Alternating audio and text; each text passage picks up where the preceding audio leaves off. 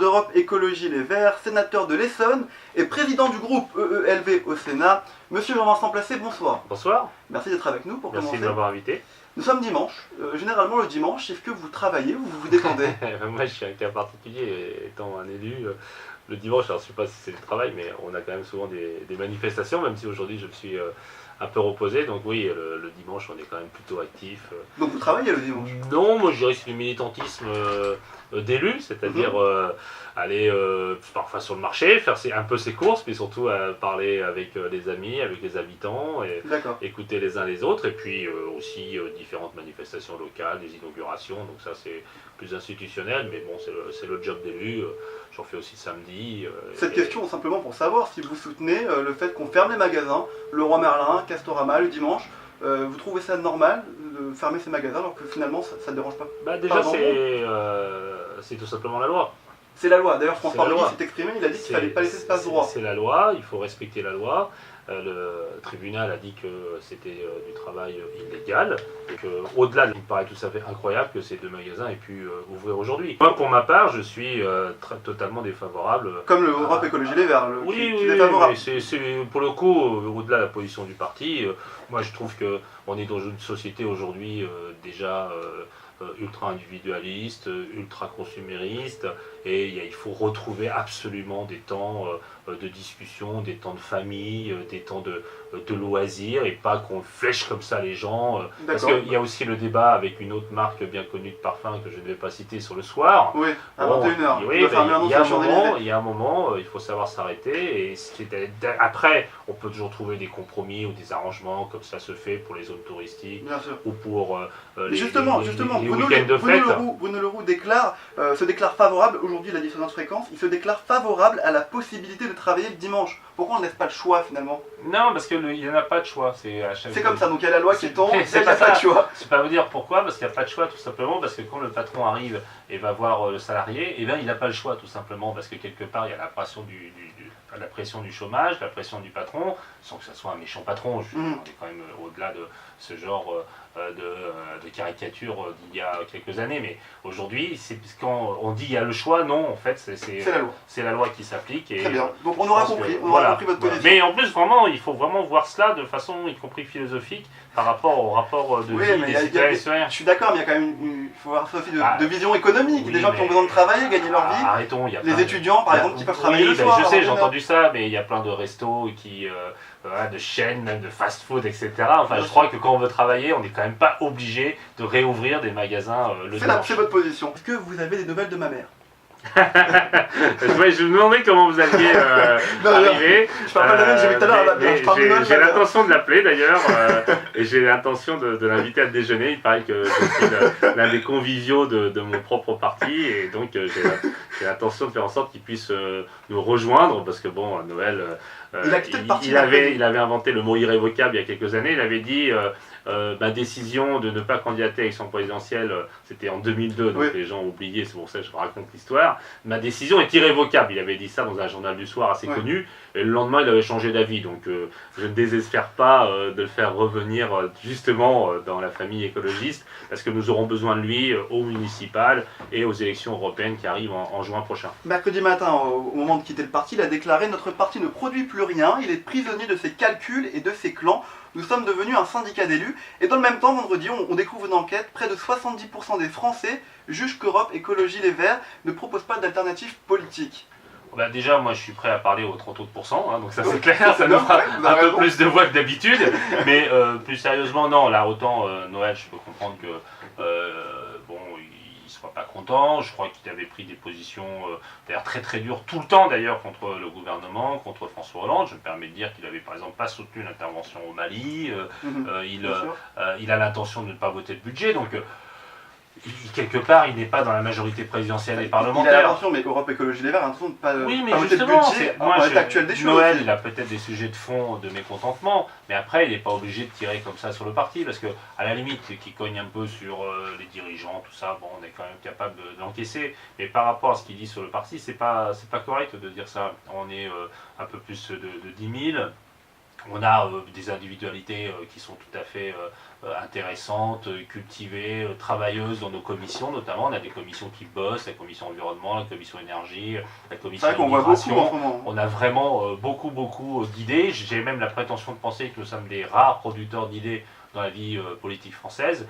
Et la plupart des militants, ce sont des militants de terrain qui sont là sur le plateau de Saclay pour protéger les terres agricoles, là Il y a eu le GIEC, à il y a eu Clermont-Ferrand une pour lutter environnementale. contre l'incinérateur, sur tous les grands combats de la mobilisation, aussi bien à Notre-Dame-des-Landes que sur le Lyon-Turin. Nos militants, ils sont sur le terrain, donc c'est pour ça, je pense que voilà, Noël,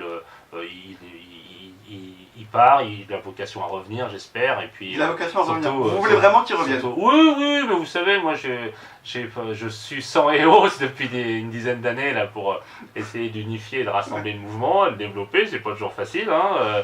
Après, il y a Dany qui est là aussi, qui râle, et puis j'espère qu'il viendra faire des meetings avec nous aux européennes parce que c'est son scrutin. J'ai l'impression, et après on va arrêter de parler de ces histoires, mais que ces journées parlementaires ont plus laissé place aux affaires polémiques qu'aux affaires politiques. Ouais, je vais Avec quand même, Pascal Durand qui quitte le parti, non, mais on quel- dit non, qu'il non, voulait non, sa non, tête, non, que non, Jean-Marc non, Ayrault non, voulait sa tête. personne veut sa tête, ni Hollande, ni Ayrault, ni Duflot, ni moi.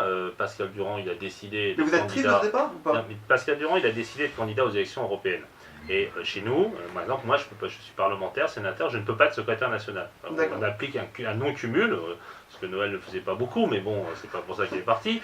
On applique le non-cumul entre les fonctions élues externes, parlementaires, et les fonctions élues internes. Mhm. Donc on ne peut pas être secrétaire national et on ne peut pas être député au Parlement européen. Pascal aurait pu rester au secrétariat national, il a fait un autre choix, et il y a une espèce de fable qui s'est véhiculée dans tout Paris. Alors je ne suis pas dupe, parce que je vais même vous dire sur votre antenne pour la première fois, c'est que j'ai compris que dans certains entourages, y compris du président de la République et du Premier ministre, on racontait ça, qu'on mettait la Ah, c'est pression dans sur... l'entourage, Oui, le oui, président oui, du parce que gouvernement qu'on pour- raconte ce genre de propos. Parce que moi, pour ma part, j'ai eu le Premier ministre directement et il n'y a jamais eu ce type de propos. Et donc, manifestement, il y avait une petite volonté de polémiquer avec les Verts. Et je crois qu'en ce moment, on est la cible de beaucoup de monde.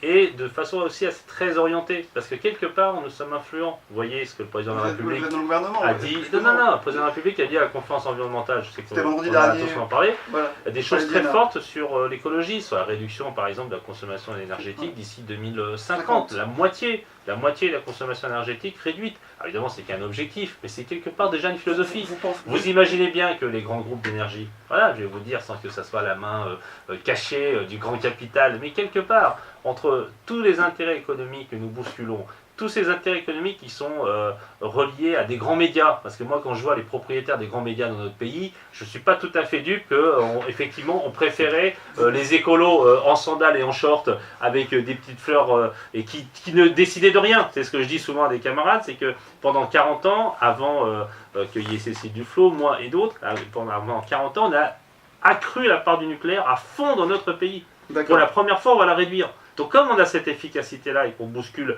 des Vous pensez que vous productivismes, gênez, vous bien gênez. sûr, Vous gênez, alors c'est ça, vous gênez, on gêne fait tourner des beaucoup, bruits, on gêne beaucoup, notamment sur le et on départ de essaye Pascal Durand. d'affaiblir. Et ben, Pascal Durand, c'est pas un bruit, c'est qu'il va aux élections Non mais européennes. d'accord, mais le Nous, dire c'est que notre c'est élection. Jean-Marc Ayrault qui a voulu sa tête, Oui, c'est des rumeurs, bien de sûr, journalistes, bien des sûr. rumeurs de... Mais les de deux, politiques. c'est en fait, j'ai vu ça d'ailleurs, mais c'est assez intéressant parce que ça me permet, y compris moi qui suis pas très naïf, Oui. de voir des choses que je ne pensais pas possibles, du jeu des entourages, de quelques journalistes qui relaient ça, et hop là, ça nous fait une petite Sur Twitter, rumeur. Facebook. Exactement. Donc c'est bien que Pour on mettre les puisse choses au dire clair. les choses au clair, et je vais m'y évertuer cette semaine. Vous faites vraiment confiance à ce gouvernement de gauche pour les problématiques écologiques ou pas? Ben, je vous fais confiance surtout, hein, c'est-à-dire que Jean-Marc Ayrault est un bon Premier ministre, je trouve qu'il a repris de l'autorité en plus depuis un an, et il est celui qui est solide dans la majorité. D'ailleurs, c'est quelque part une forme de partenariat avec lui que nous avons très clairement. Il est venu à nos journées parlementaires et c'était un grand plaisir pour nous. Il y avait Jean-Pierre Bel, le président du Sénat, vous allez le dire, Claude Barthelone, le président de l'Assemblée nationale, Philippe Martin, le ministre de l'écologie, et Alain Vidali, le ministre des Relations avec le Parlement. Donc vous voyez qu'on discute, le partenariat est présent.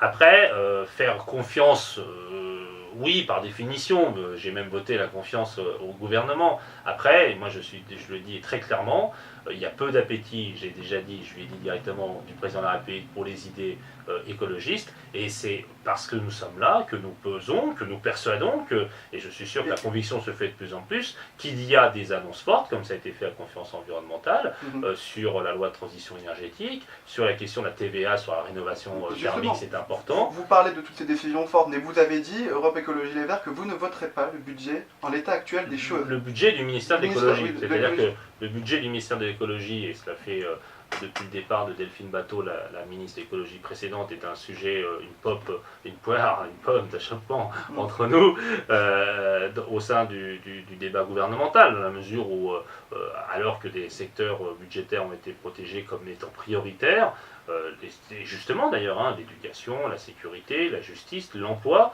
l'écologie, elle, voit son budget se réduire. Et donc c'est tout à fait inacceptable.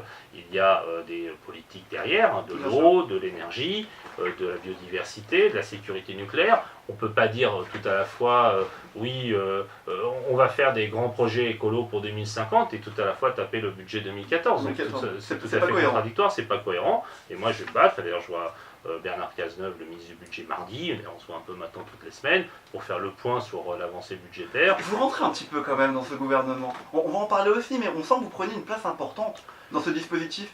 Vous apportez une voix écologique. Je suis président de groupe parlementaire, j'ai quand même eu le souci de me faire entendre la première année de façon assez forte. Je crois que ça permet quand même à un moment de discuter, parce qu'à un moment... on a l'impression qu'on ne peut plus rien faire quand on parle des écologistes sans Jean-Vincent Placé.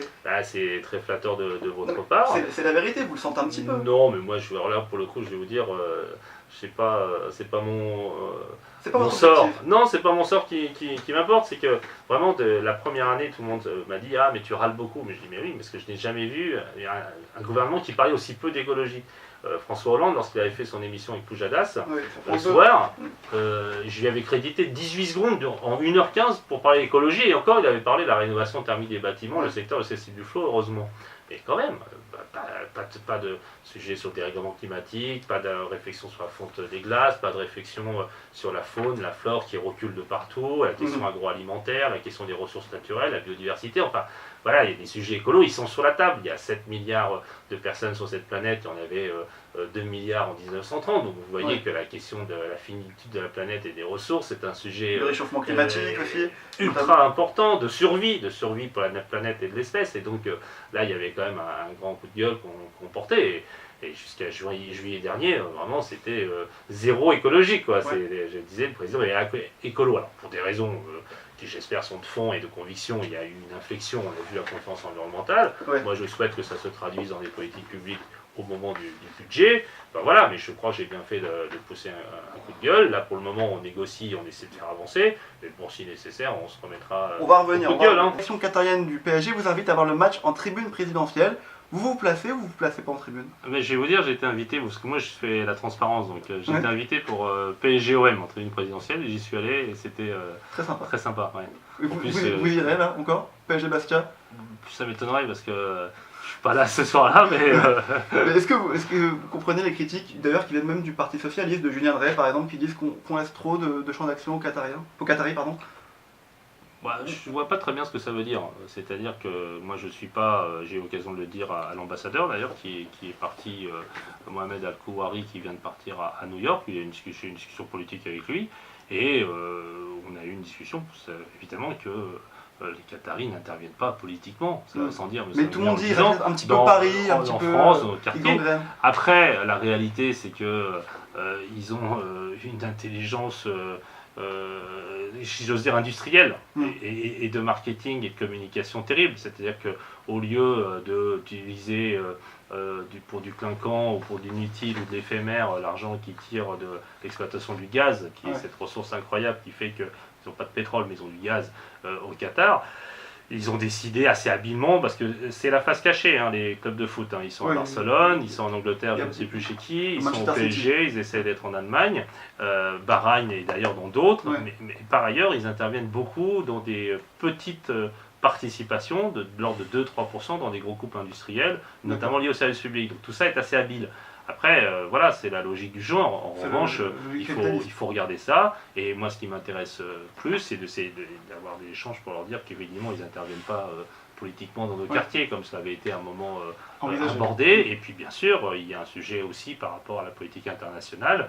Il y a eu des interrogations sur leur intervention au Mali, il y en a actuellement sur leur implication en Syrie, Oui. et donc il faut regarder ça tout à la fois diplomatiquement de relations d'État à État. Après, l'intervention des fonds souverains Un club de foot, dans des clubs de foot, je vois pas trop. Vous soutenez le PSG quand même? Ben, moi, je suis pas du tout d'ailleurs par opportunisme. C'est vrai que quand j'étais en province, j'étais longtemps à La Rochelle, on avait une petite sympathie plutôt pour l'OM. Donc vous comprendrez que maintenant, on vous écoute à Marseille, je suis élu de l'Essonne, donc voilà, je suis pour le PSG. PSG, voilà. Très bien. François Hollande, le président de la République, décide de former un nouveau gouvernement. Il cherche un nouveau ministre de l'écologie.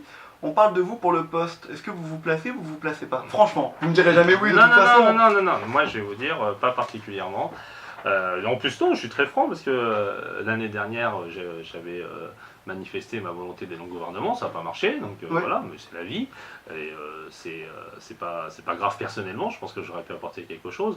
Mais là, vu la situation politique, je vous cache pas que... Vous n'avez pas envie d'y aller? Je vais vous dire, je me sens bien où je suis à la présidence du groupe au Sénat, et j'ai même l'impression, sans trop, pour le coup, voyez, d'humilité ou de modestie, penser que je suis plus influent pour les idées écolo là où je suis que si j'étais peut-être dans la discipline gouvernementale. Il y avait une caricature de vous, je ne sais plus si c'est dans Le Monde, je me rappelle plus, où on vous avait mis en costume 3 pièces devant François Hollande quand vous êtes Canard enchaîné. Canard enchaîné. Mais non, mais je suis prêt. Vous êtes prêt si on vous propose un poste de ministre? Je vous ai dit non, je vous ai dit que j'étais bien où je suis. Vous n'êtes pas prêt. Si on vous demande pour l'intérêt national, vous n'irez pas. Moi je vais vous dire, j'ai jamais fait semblant, je vous dis, et je vous dis pas l'heure les yeux dans les yeux parce que c'est très connoté maintenant. Mais moi quand je suis candidat à quelque chose, je le dis, ça marche pas toujours et c'est pas très grave, je tourne vite les pages. Et quand je le suis pas, je le dis aussi. Très bien. Imaginons que vous êtes candidat, on cherche un candidat à la mairie de Paris pour Europe Écologie Les Verts, il a été nommé déjà, mais Christophe Najdovski. Imaginons qu'il n'existe pas, qu'il n'a pas été nommé. Non mais il est là, il est très bien. D'accord, mais imaginons qu'on vous propose le poste de vous proposer. Vous serez sénateur et maire. Vous cumulerez, vous êtes pour le non-cumul des mandats. Le non-cumul des mandats. Et mon ami Christophe Najdovski qui est candidat, il est super, il est sportif. C'était pour aborder, je sais très bien que vous ne pas. C'était pour aborder le non-cumul des mandats. Vous avez déclaré que le spectacle qui a été donné, y compris par M. Mézard, le radical de gauche, donne une vision d'une France ringarde, rétrograde, repliée sous les avantages parlementaires, qui est déplorable, et nuit énormément à l'image de la rénovation politique que pour le coup cherche le gouvernement. Ça a été quand même animé ce débat sur le non-cumul des mandats. Moi j'ai trouvé ça lamentable. Autant je suis très content d'être sénateur, je trouve que c'est vraiment une belle assemblée quand on veut y bosser sur le fond, sur les questions économiques, sur les questions budgétaires, fiscales. Les juristes, par exemple, de la commission des lois, ce sont des gens remarquables. Il y a beaucoup d'élus qui sont vraiment très au fait des dossiers, très solides.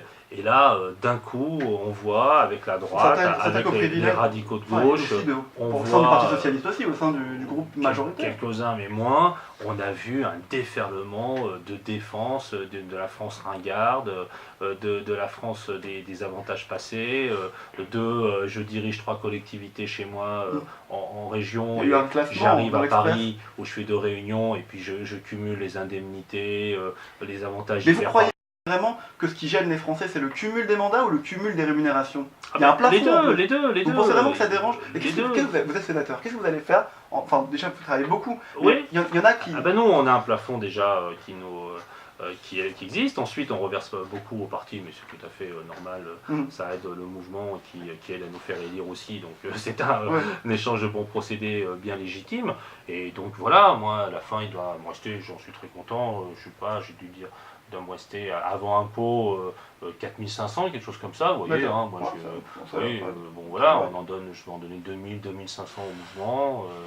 Et puis voilà, tout à la fois je vis bien, évidemment, je ne dirais pas que je ne vis pas bien par rapport à la situation des Françaises et des Français, et puis tout à la fois non plus, c'est pas les trucs faramineux. C'est sûr que si on commence à cumuler plein de présidences, plein d'organismes, etc., c'est sûr que ça n'en finit plus. Mais Jean-Pierre Bel déclarait qu'il était pour un bicamérisme rénové. Oui. Est-ce que vous-même vous êtes pour ce bicamérisme rénové? Tout à fait. Je suis, d'ailleurs c'est la position constante du Sénat, des Verts pour le Sénat, parce que quand on a été élu, on a dit les Verts, ils aiment bien le Sénat maintenant qu'ils sont élus. Pas du tout, on a toujours été pour le bicamérisme, et en revanche on est pour un mode de scrutin plus proportionnel au Sénat, où quand même la moyenne d'âge est à 63 ans. Moi j'ai 44, je suis l'un des... Vous ne les faites pas, monsieur Placé? J'adore. Je fais partie des 5 plus jeunes, et on est sur la diversité. Il y a 2 copines d'origine du Maghreb. Et puis, bon, moi, je suis très particulier parce que je suis à peu près le seul à être élu d'origine asiatique. Et c'est vrai que, bon, ça donne quand même une image très, très éloignée de ce qu'est la France. Mais au-delà de la diversité, il y a le problème des femmes, il y a le problème des jeunes, il y a le problème des ouvriers. On est quand même aujourd'hui, et c'est peut-être à mon avis une des difficultés, même sous Hollande héros, que les Françaises et Français ne sont pas du tout représentés, y compris d'ailleurs avec la diversité religieuse, ils ne sont pas du tout représentés dans les assemblées. Dans les assemblées, dans les assemblées parlementaires. Le dénommé Mézard, et c'est la caricature. Quoi. Son père était élu, lui il a repris la circonscription, son père était avocat, lui non, parce qu'il est très discourtois avec les gens et il donne des leçons, et vous voyez, vous avez bien compris que moi je ne suis pas tellement à les accepter, et c'est le côté blanc, 60 ans, avocat, notable, et on voit le côté complètement déconnecté des réalités des Françaises et des Français de ce type d'élus qui sont pas les héritiers, qui sont les héritiers d'une France qui n'est plus là, quoi, tout simplement. Il y a une tribune, entre guillemets, signée par 16 parlementaires socialistes qui soutiennent l'action de Manuel Valls.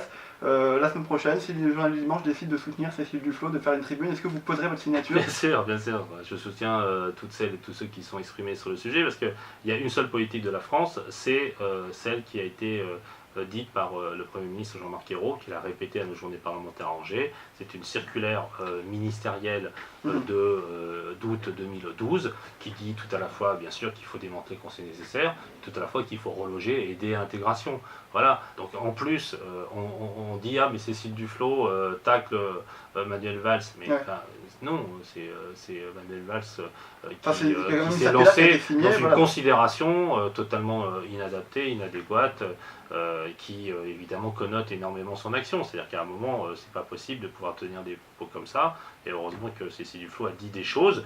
Après, c'est la politique, c'est la circulaire de Jean-Marc Ayrault et qui est claire. C'est pour ça que ce sujet-là, comme le sujet qui avait été abordé sur le regroupement familial, vous en souvenez, juste après l'été, tous ces sujets-là n'ont pas à être là. On a l'impression que c'est des petites bombes médiatiques faites pour durer 72 heures et pour conforter une image qui court après d'autres images.